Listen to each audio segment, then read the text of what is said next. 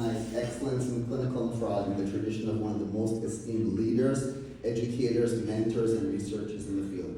As many of you know, Dr. Seldin spent 36 years as the chair of the University of Texas Southwestern Medical School in Dallas, shepherding it from its very early stages where it was housed in Quonset hut rows to one of the most prestigious medical institutions in the world.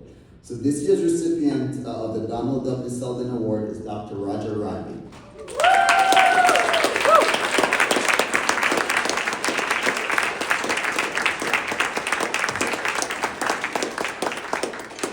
There you go. Dr. Rodney earned his MD from the University of Illinois in 1982. Completed residency, actually I shouldn't have said the years, I'll retract that.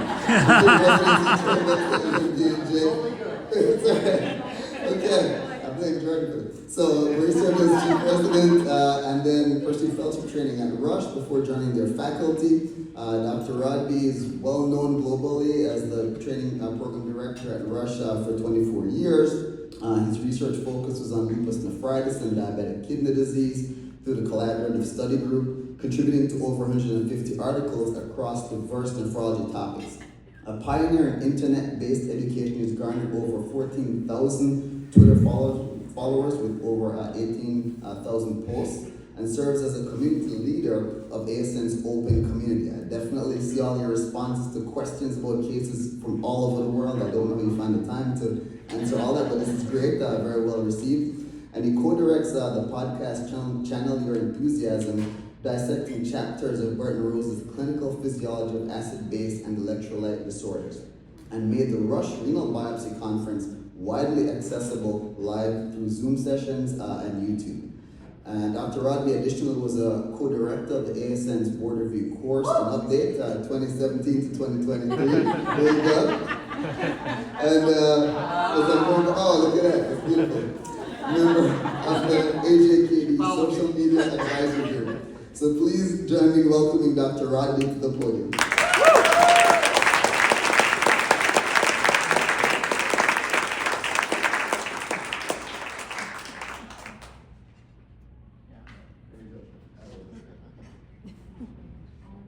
Wow, that's very nice. I want to start by thanking Dr. Locke for giving a long enough speech that I might be able to survive mine. I got pretty worried for a while there. I want to start with saying I have nothing to disclose.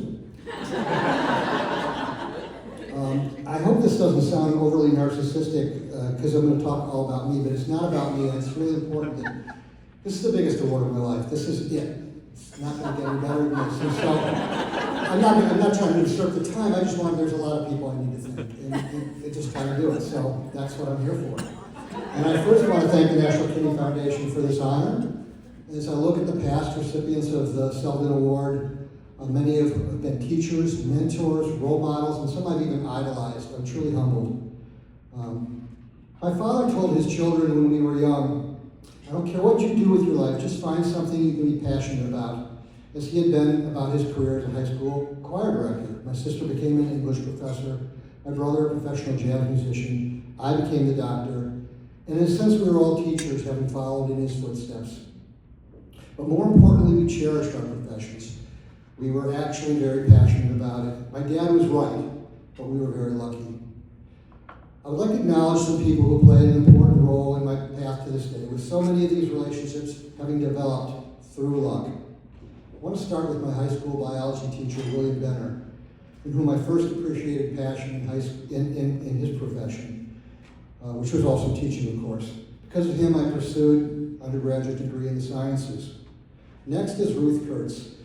Ruth was my mom's best friend, and she also introduced my parents to each other. But Ruth was a nurse anesthetist, and back then, she would sneak me into the OR when I'd be on break from college and just bring me right in there and introduce me to medicine.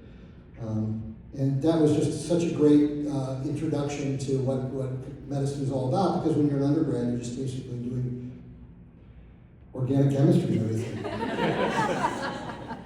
This is followed by my undergraduate science professors. Those years were hands down the pinnacle of my education. Education for the sake of education alone. This experience and Mrs. Kurtz's clandestine operating room visits were instrumental to me applying to medical school. Patients often ask me how I chose to be a nephrologist, and I know it sounds really corny, but I always say it chose me. For my first month as an intern, I was put on an elective in nephrology with Richard Sherman. This was in New Jersey. He was my attending. Within a week, I knew I wanted to be like him, I wanted to teach like him, I wanted to think like him. And by the end of the month, the end of my very first month of residency, I was already labeled as pre-renal.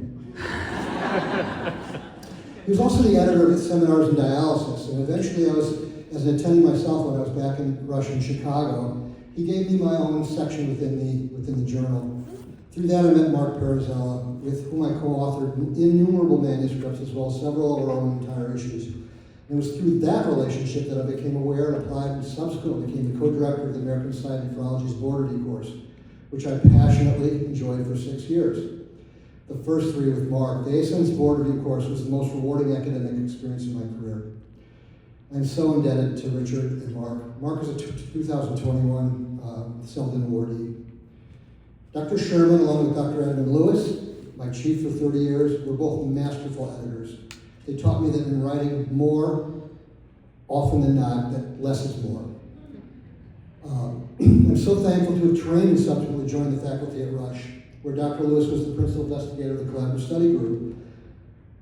Being at the epicenter, the ground zero of the Collaborative Study Group, provided me opportunities for clinical research and writing that I could not imagine done anywhere else. I'll quickly name a few other people that have played important roles in my career. Mitch Rosner, Mark Parazella's other ASN Board Review course director, whom I replaced. Richard Glassick, my co-community leader of the American Society of Nephrology online community, to which we both post daily. He keeps me honest. Tom Burrell and Mark Pohl from the Collaborative Study Group, for whom I watched design and run several national and international clinical trials, learning an incredible amount as a member of multiple study committees and writing projects. I want to thank Joel Swap Mahayamath, Matt Sparks, Tim Yao, and Ali Boyenmeyer for pointing me to the world of online education and social media, giving me opportunities to contribute through so many venues, including webcasts and webinars, AJKD Social Media Committee, AJKD Online Posts, Twitter, now X, GlomCon, KidneyCon, Neph Madness. I'm very proud, as I mentioned, of our Rush Live Renal Biopsy Conference with now 100 of them posted on our YouTube channel. And most recently, one of my most proudest endeavors, the Burton Rose Physiology textbook podcast called Channeling Your Enthusiasm, which is Joel's baby. Thank you, Joel. It's a brilliant idea. I want to send a special shout out to Melanie Honig. Melanie, raise your hand, come on. Melanie is a 2020 Seldin awardee, a Channeling Your Enthusiasm podcast colleague who is wicked smart. This is Boston, after all. President of my fan club, one of the nicest people I know. And last but hardly least, and the result of my luckiest meeting ever, is my wife.